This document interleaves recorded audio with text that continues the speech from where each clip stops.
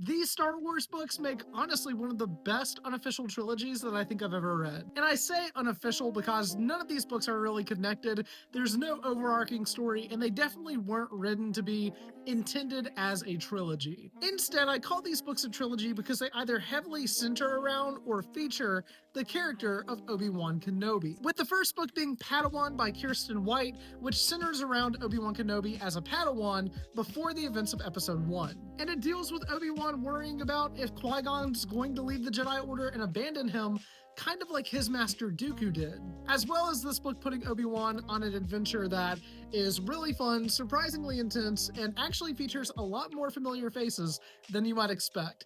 I'm not going to say who they are though, because you should totally read it and find out yourself. It's such a great story and honestly a really underrated book. The second book is Master and Apprentice by Claudia Gray, which once again follows a Padawan version of Obi-Wan Kenobi, as well as his master Qui-Gon Jinn, as they go on this adventure together once again set before the events of the Phantom Menace. It's honestly just such a great character-driven story, and if you love these versions of the characters and you wish that you had more time to spend with Liam Neeson as Qui-Gon Jinn, you will absolutely get that here. Claudia Gray is kind of a legend whenever it comes to Star Wars books, especially her YA Star Wars books, which are honestly just incredible reads pretty much across the board. But this specific adult book honestly just really solidifies her place as an all-time Star Wars author. And the third and final book is Brotherhood by Mike Chen, which follows Anakin and Obi-Wan right after the events of Episode 2, but before the events of the Clone Wars animated series, as they investigate a mystery bombing on the planet of Cato Nemoidia.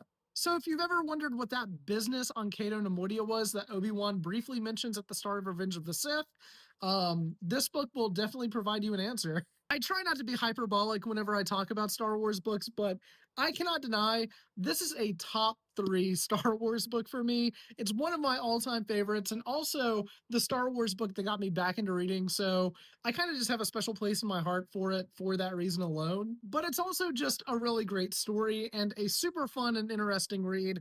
I highly recommend it a lot, and it's a perfect prelude, much like how the other 2 books were for The Phantom Menace. This book is a perfect prelude for the Clone Wars animated series, 100%.